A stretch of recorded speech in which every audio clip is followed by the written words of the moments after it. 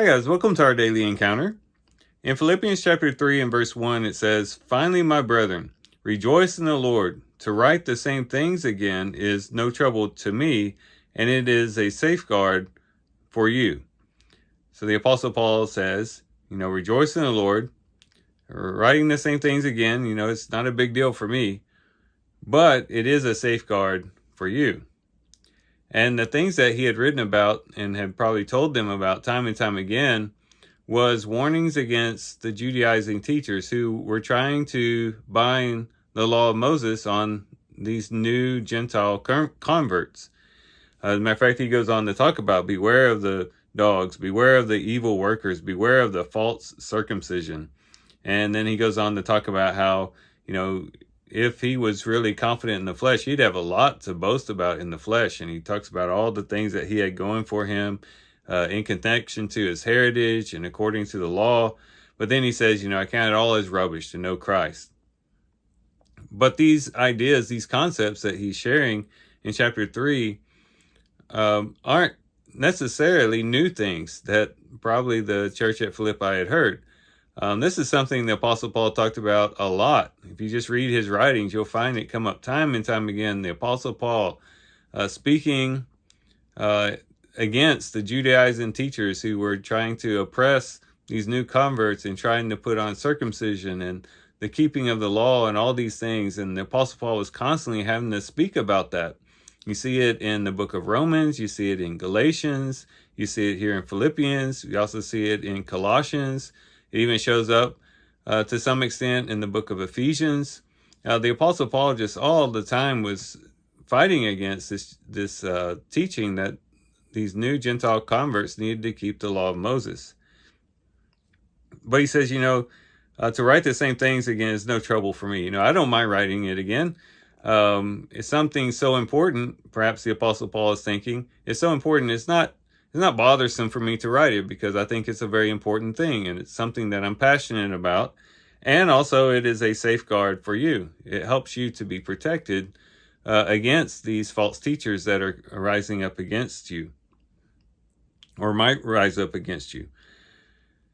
And this is true, hearing something repeated time and time again does serve as a safeguard. How many of us have been riding down the freeway and you'll see a sign or a billboard that says, "Don't text and drive." Probably most people who see that sign already have heard that message before and have already known perhaps even the statistics behind texting and driving and the dangers about it. And maybe in going through driving school, you heard about the dangers of distracted driving and texting. And probably when you see that billboard, it's probably not new information. You already know, we already know that texting and driving is dangerous. So why is that sign there, or how is that sign helpful? Well, it serves as a reminder, as a safeguard to say, you know what, don't forget, texting and driving is dangerous. Don't text and drive. And we do this with our kids. We might have told them multiple times before, look both ways before you cross the street. But still, time and time again, we remind them. Anytime we're close to a road or a street, especially a busy road, we remind them again, do not, or look both ways before you cross the street. Repeating a particular message to remind people of important truths and ideas and warnings is a safeguard and helps protect them. And the Apostle Paul definitely recognizes that as he pens chapter 3 of Philippians. And as we think about that in the context of what we're doing here in this group of daily encountering God through his word, getting involved in these daily reading plans, going through the whole year, reading through the Bible. For those who perhaps have been participating for a long time, you might think, well, it kind of starts feeling repetitive. I've already read through the Bible several times at this point, and I'm just reading the same scriptures over and over again every year. And you might begin to think, well, where's the benefit in this? I'm not learning necessarily any new information. Well, it's a safeguard. It's a safeguard. And I would even argue that every time you go through the Bible, you're going to see something that you didn't see before, or you'll make connections that you didn't make before. But all that aside, even if that weren't to happen, still, getting into God's Word every day is a safeguard. It's a way in which we are reminded. It's like that billboard sign that says, "Don't text and drive."